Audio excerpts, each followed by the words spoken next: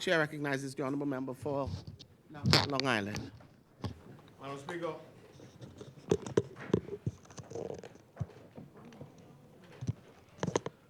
it's a great privilege to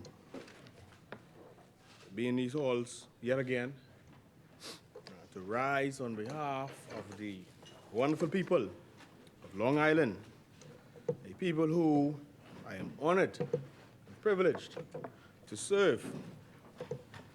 Madam Speaker, before I get into my contribution, I want to celebrate the Bahamas Games team that has come to Nassau to represent Long Island. Thus far, we are in fourth position, right, behind Columbus Isles, which is represented by 3 islands, and behind much bigger islands, Providence and Grand Bahama. And if the week goes the way we want it to go, we might pass 1 or 2 of them. Be it as it may, Madam Speaker, sheep runners run things. And Madam Speaker, I was happy to be a part of the opening ceremony on Saturday, I believe it was. I walked out with the team, and my predecessor, the Honorable Larry Cartwright, was a mentor of mine.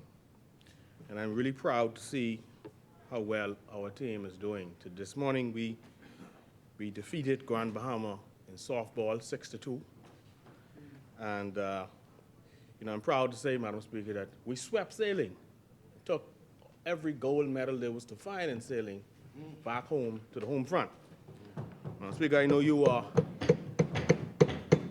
a person of Long Island roots.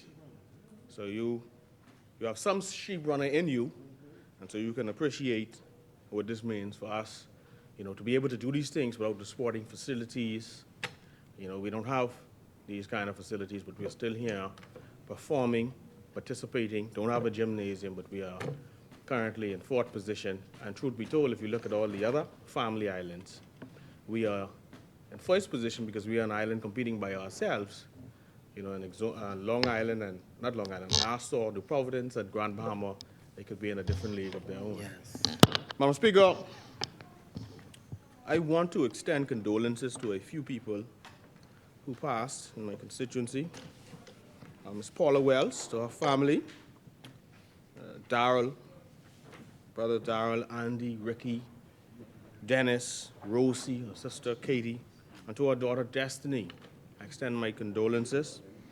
To the family of Ms. Elva Ritchie, to her sons Radcliffe, Gary, and of course Mr. Jordan Ritchie, who was in charge of the passport office at one point and was an administrator. I extend my condolences. Also, Madam Speaker, I extend condolences to the family of Ms. Clotilda Knowles, the mother of Bernard, Ben, and Barry, otherwise known as the Rowdy Boys, and also to their sister, her daughter, Ms. Muriel Cartwright. Lastly, Madam Speaker, I extend condolences to the family of Ms. Geneva Cartwright, to her children, Kathleen, Monzel, Paul, George. Everybody knows George, and he has Chinese. Yes. Everybody knows Chinese. Sheila, Jacqueline, Anthony, and Patricia. I extend my condolences on the passing of your mother. Madam Speaker, I spoke in here recently about the challenges we have with air traffic in and out of Long Island, flights. Members of the Long Island team representing us at the Bahamas Games have had challenges getting out as well. It's been a struggle getting out of the island. And the team has been having challenges even returning to the island because the planes are usually considered to be full. One of the reasons for that is because San Salvador is combined with Long Island. We must disentangle those two so that flights can go to San Sal, flights can go to Long Island by themselves. Separate flights can go by themselves. This has been a challenge. This has been a challenge, and remember what is happening. I understand is that teams have been staggered as they come in. So you have due to accommodations, I'm told. Some teams come ahead. Once they're finished with their events, they go out and the next set come in. But my understanding, Madam Speaker, generally speaking, is that the Bahamas has been a challenge for us. If we can disentangle those two islands, that would be great. Unfortunately, given the length of the runway in Long Island, the fact that there's a hill at the end of that runway, Bahamas is not able to come in there at full capacity. So they only could bring in about 38 or so passengers. And one of the things that have to happen with disentangling us from Sansal is because, Sansal is 19, we have 19. We have far more than 19 people going in and out of Long Island. I think the member for Weston and Bimini, who was the former Minister of Tourism, could attest to how Long Islanders could fill a Bahamas Air flight day to day. So sometimes we could even do 2 flights in and out of Long Island. That's just Long Islanders. But when you add in tourists and persons who are coming down, we have a desperate need for airlift. Madam Speaker, with respect to the bill, I note the amendment to this bill, and as counsel and attorney, I get the intent of the bill. I get it. But one of the questions that arise is, would MPs have to apply, about the paperwork for this exemption? I see them talking about an exemption to different categories of persons. Would these people have to apply, or is it taken as public knowledge? Is it taken as public knowledge that these persons are serving as members of parliament, etc., and they would automatically be exempt? But, Madam Speaker, when we talk about exempting fees, let's exempt fees in far more areas. There are far more areas for which exemptions are required. First came a delay with respect to departure taxes. And now we have this. We have another delay with respect to taxes concerning fishing vessels. I'm from one of those islands where fishing is our bread and butter. We thrive and survive off that and a couple of government jobs. Farming has declined. We're hoping to get back there. But fishing is the driving force in Long Island. So the question is, why wasn't there greater consultation? When you look at the fishing vessels, my fishermen have complained. I'm happy to see that there's some consideration being taken, because my fishermen have complained that these fees are killing them, cutting into their bottom line. That's been a source of much complaint. The guides, fishing guides, persons who bonefish guides, they've also been complaining. People who own pleasure craft, we have folks on the island who rent boats. Those persons have been complaining. And so with these costs all having gone up, it is hurting the industry, it's hurting entrepreneurs, it's hurting people just seeking to legally use their boats, their vessels to go boating for a holiday weekend. Or maybe you're on a camping trip. We go camping on islands, so those little keys and surrounding our island. So we certainly hope that there would be greater consultation with the stakeholders in these industries before we look to implementing these fees and imposing new taxes. Madam Speaker, another question is, why is there no exemption given to persons who had to license cars after COVID?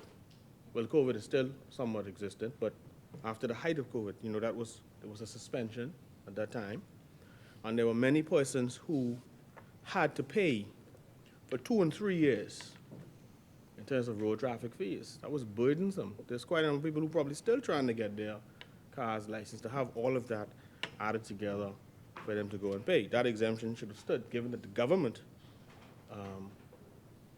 gave the concession to the public, said, hey, you don't have to register or you don't have to license your vehicle. It should have started from when the concession was lifted.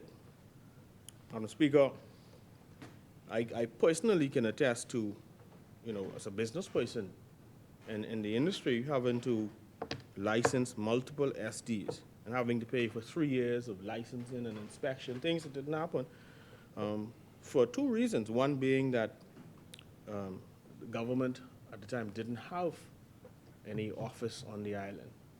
And also, which wasn't at no fault to those of us in that industry, but also because, government had suspended licensing, been generous enough to give concessions.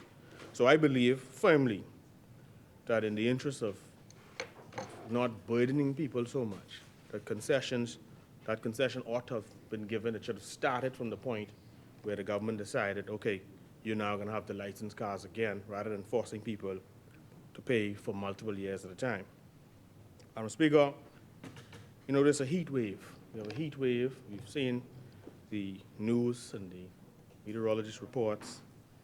And so one of the issues I'm having, I'm on an island where the Tropic of Cancer runs through the island, so it's very hot in Long Island. If you think Nassau is hot, go to Long Island. The clinic in Deadman's Key, we've heard many, many promises about the clinics, saying very, very little delivered. But, I got a report yesterday that there's no air condition in the emergency room, no air condition in the dental room, none in the pharmacy and recovery room. In fact, I'm advised that Long Islanders have been trying to go online and raise funds to purchase the air conditions, and this haven't come to my attention. I'm going to commit to use the constituency fund, because we're not going to wait on government to take their own sweet time to get it to us. I'm going to use the constituency fund to purchase air conditions to put in that clinic, because you cannot have all these rooms, the recovery room, pharmacy, and the recovery rooms where persons are kept overnight with no air conditioning. And that's at the David Sims Clinic in McKinsey's. I'm also advised that there's a medicine challenge at the clinics, both of the main clinics, at Sims as well as in McKinsey's. And I'm calling upon the Department of Public Health as well as the minister and whomever has some oversight to ensure that the people of Long Island has adequate medicine available, whether that's to treat diabetes, hypertension, or whatever the illness might be. Certainly we are an island of taxpayers, and we're hoping to have equal treatment in this country. And so I call upon these persons to ensure that the people of Long Island have access to medicine and proper health care on our island. Madam Speaker, while I'm on the issue of health care, I note last week, I had an electrician outfit the Sims Clinic. The Sims Clinic, much of that clinic was in darkness. And so we purchased a special type of bulb from AG Electric, and we're gonna have to get a few more. The electrician tells me that there's some outstanding. And we moved to ensure that those bulbs, the old bulbs, were removed so that the clinic could be lit and that the health professionals can properly perform their jobs. We have a few more to do, and we intend to do so. We are not going to wait.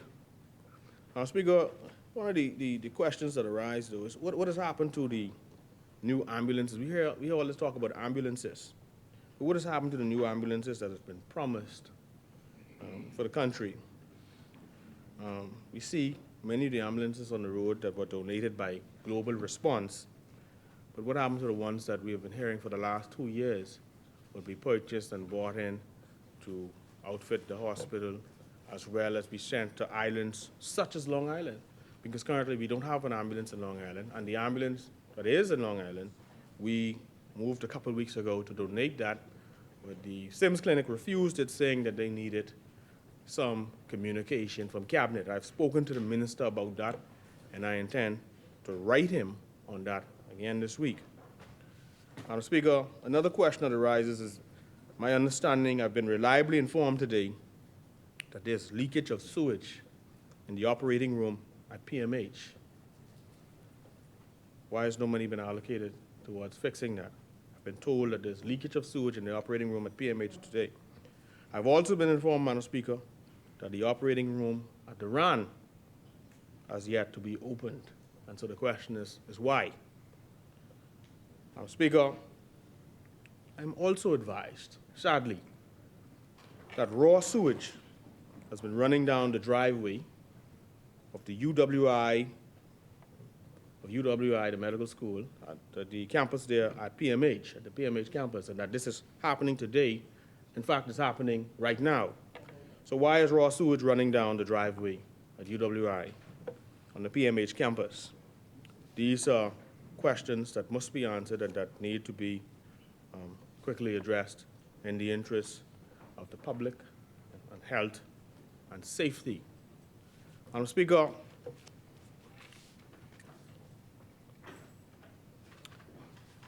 notably, yesterday, I was advised that Captain Moss, who is the operator of the Long Island Sun, the mail boat, informed my constituents that he had been told by the Ministry of Transport that he could only make 3 trips per month to Long Island. Now, apparently he was coming once a week over the last 4 weeks. Why was he told that he can only make 3 trips to Long Island? What is the reason for this? Mr. Moss provides a much-needed service to my constituency. So why has that been interfered with? He's doing this without having the contract for the mail bag. So the question is, why has Mr. Moss not been awarded the mail bag contract? The people of Long Island want to know. We'd like to know. Madam Speaker, with respect to our roads, we've heard that the road contract or a road contract is proposed to be in the works for Long Island. The question is, when will this contract be signed? And more importantly, when will this contract be executed in terms of on-the-ground execution of the works? We are having a very rough, horrendous driving experience in Long Island. I mean, it's not potholes anymore, it's pot craters. Okay, persons are weekly losing vehicles, weekly losing. You think it's bad in Nassau, you come to Long Island. It's a completely different experience, and there are persons who've been here for the regatta who can attest to that. Okay, so we are looking forward to persons or to the contract being awarded. We'd like to know when. We'd like to know when the work would start. We hear a lot of lip service being paid, but we are anxious to see these works done because every day we have to drive on these horrible roads and endure our vehicles falling apart, purchasing new parts, and also, having to deal with accidents unnecessarily being caused due to dropping into potholes or trying to duck potholes in someone else and running into someone. Madam Speaker, the holes are literally deep enough in Long Island where you can plant banana suckers and any variety of crop. Okay? Now, so the question is, and also, Madam Speaker, when will the road work continue in North Long Island? We heard about the boat coming in, they couldn't get the aggregate ashore.